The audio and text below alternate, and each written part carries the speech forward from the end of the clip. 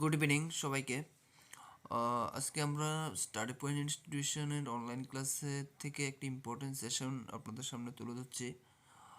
যে সেশনটিতে আমরা আজকে যে ক্লাসগুলি করাবো সেই ক্লাসগুলির একটা প্রধান ক্লাস হলো ইংলিশ গ্রামারের সাবজেক্ট ভার্ব এগ্রিমেন্ট, যেটার থেকে আপনাদের 2-3টা কোশ্চেন মিনিমাম টেট 1 পেপার 1 বলুন পেপার 2তে বলুন থাকে।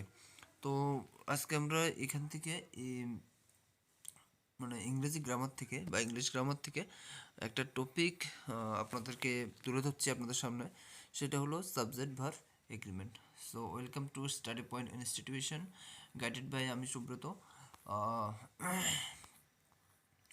দেখুন, সাবজেক্ট ভার্ব এগ্রিমেন্ট আজকে আমরা যেহেতু অনলাইন ক্লাসের ফার্স্ট ডে, তো ফার্স্ট ডেতে আমরা করছি কি যে একদম বেসিক থেকে শেখানোর চেষ্টা করেছি, একদম ক্লাস 1 থেকে। ওকে, তো দেখুন সাবজেক্ট ভার্ব এগ্রিমেন্টের মধ্যে আমাদের মধ্যে অনেক কনফিউশন থাকে সাবজেক্ট ভার্ব এগ্রিমেন্টটা নিয়ে।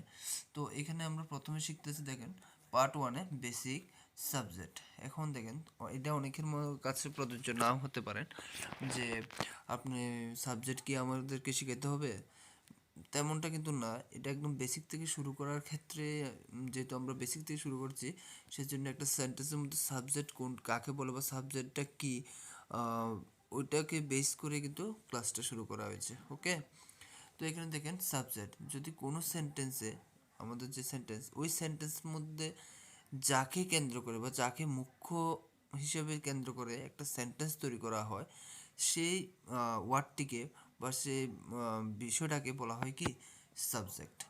লাইক আপনারা দেখতে পারেন পূর্ণিমা ইজ এ গুড গার্ল। এখানে দেখেন পূর্ণিমাকে বেস করে কিন্তু বাকি লাইনটা তৈরি হয়েছে। এখানে দেখেন পূর্ণিমাকে যদি বাদ দিই তাহলে বাকি লাইনটার কোনো অস্তিত্ব নেই। তো এই ক্ষেত্রে পূর্ণিমাটা হবে কি সাবজেক্ট। ওকে, এরপর দেখেন ভার্ব। এখন দেখেন ভার্বটা কি। ভার্ব, দেখেন ভার্বটা নিয়ে আমাদের মধ্যে অনেক কনফিউশন থাকে, এবং সাবজেক্ট ভার্ব এগ্রিমেন্টের মধ্যে যে ভার্বটাই এবং সাবজেক্টটাই দুইটা বিষয় খুবই ইম্পর্টেন্ট। এখানে দেখেন ভার্ব হলে এমন একটি ক্রিয়া, অর্থাৎ যে শব্দটির দ্বারা ক্রিয়া বা কাজ সম্পাদন করা হয় তাকে ভার্ব বলে। ওকে, এখানে একটু খেয়াল করেন যে ভার্বগুলোর মধ্যে দুইটা পার্ট আছে, একটা হলো অক্সিলিয়ারি ভার্ব আর একটা হলো মেইন ভার্ব। ওকে, তো অক্সিলারি ভার্ব যেটা, এটা আমরা সবাই জানি যে am is are was were, এগুলো হলো অক্সিলারি ভার্ব। এগুলো আলাদা যদি পার্টে প্রয়োজন হয় ভার্ব সম্বন্ধে একদিন ক্লাস করাবো। তো আরেকটা হলো দেখেন মেন ভার্ব। তো মেন ভার্বগুলো কি, মেন ভার্বগুলোর মধ্যে অনেকগুলো পার্ট আছে, যেমন ধরেন গোস, ডু, ইট, অর্থাৎ যেগুলি দ্বারা আমাদেরকে কোনো অ্যাকশন, কোনো একটা কাজের অ্যাকশন বা ক্রিয়া বা কাজ করা বোঝায়, সেই সেন্টেন্সগুলো সেই ওয়ার্ডগুলোকে বলা হয় কি মেন ভার্ব। ওকে, কিছু এক্সাম্পল দেখেন, এখানে কিছু এক্সাম্পল আছে কি Ram goes to the school. তাহলে এখানে দেখেন গোস, এটা একটা মেন ভার্ব। ওকে, যে কথাটা এখন বলা যে গোস তো যাওয়া, যাওয়ার জন্য আপনার শারীরিক ক্রিয়া করতে হবে, অর্থাৎ শারীরিক কাজের প্রয়োজন হয়ে থাকে, সেক্ষেত্রে আমরা ব্যবহার করি হচ্ছে মেন ভার্ব। আবার দেখেন Sujoy is a intelligent guy, Sujoy is a intelligent guy. তাহলে দেখেন ইজ, এটার কোনো কিন্তু অ্যাকশন নাই, অর্থাৎ যে ওয়ার্ডগুলোর কোনো অ্যাকশন নাই কিন্তু ভার্ব হিসেবে ব্যবহৃত হয় সেগুলোকে বলা হয় কি অক্সিলারি ভার্ব, আর যেগুলির অ্যাকশন আছে সেগুলিকে বলা হয় মেন ভার্ব। ওকে, এবার দেখেন সাবজেক্ট ভার্ব রিলেশন। দেখেন সাবজেক্ট এবং ভার্ব রিলেশনটি স্বামী স্ত্রীর মতন, রাইট। এই রিলেশনটিতে সাবজেক্ট ও ভার্বকে একই মর্যাদা দিতে হয়, রাইট। এখন সাবজেক্ট এবং ভার্ব কি, এটা রিলেশনটা বোঝার জন্য কিন্তু এই লাইনটা লেখা হয়েছে এখানে, ঠিক আছে। অর্থাৎ সিঙ্গুলার সাবজেক্টের সাথে সিঙ্গুলার ভার্ব এবং প্লুরালের সাথে সবসময় প্লুরাল ব্যবহার করতে হয়। অর্থাৎ একটা সেন্টেন্সে যদি সাবজেক্ট মানে যাকে উদ্দেশ্য করে সেন্টেন্স তৈরি হয়, ওই সাবজেক্টটা যদি সিঙ্গুলারে থাকে তাহলে ভার্বটাও অবশ্যই সিঙ্গুলার হতে হবে, আর ওই সাবজেক্টটা যদি প্লুরালে থাকে তাহলে ভার্বটাও অবশ্যই প্লুরাল হতে হবে। যেমন দেখেন they do the work, he does solve the math. তাহলে দেখেন দে হচ্ছে প্লুরাল, ডুও প্লুরাল, ঠিক আছে। এগুলো কীভাবে প্লুরাল হলো সিঙ্গুলার হলো তার নেক্সটে আসবো। এরপর দেখেন এখানে সিঙ্গুলার রয়েছে রাম বা হি, তার সাথে কিন্তু সিঙ্গুলার ভার্ব বসেছে।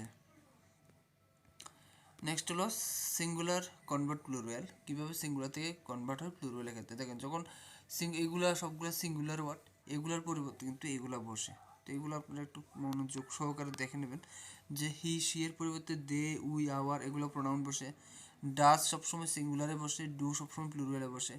হ্যাজ এবং হ্যাজ থাকলে হ্যাভ বসবে, ওয়াজ থাকলে পাস্ট টেন্সে ওয়ার বসবে, এম ইজ থাকলে আর বসবে। ওকে, তো এখানে আর একটা ইম্পর্টেন্ট যে বিষয় সেটা হলো এই নোটসটা দেখেন, যে সাবজেক্টের সাথে যদি এস বা এস থাকে তাহলে সাবজেক্টটি প্লুরাল হবে।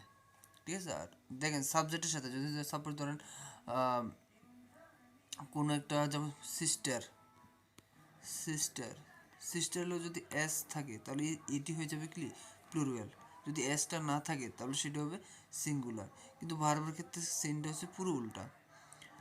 কিন্তু ভার্বের ক্ষেত্রে প্রেজেন্ট ইনডিফিনিট টেন্সে, ভার্বের প্রেজেন্ট ইনডিফিনিট টেন্স যদি থাকে এবং সেটা যদি থার্ড পারসন সিঙ্গুলার নাম্বার হয়, তখন সেই ক্ষেত্রে এই এস বা ইয়ে যদি থাকে, যেমন গো, গো কিন্তু প্লুরাল, কিন্তু ইএস লাগানো হলে আর সামনে যদি হি থাকে তাহলে, বা রাম থাকে, শাম থাকে, তখন কিন্তু ইএস লাগাতে হবে এবং ইএসটা হলো সিঙ্গুলার।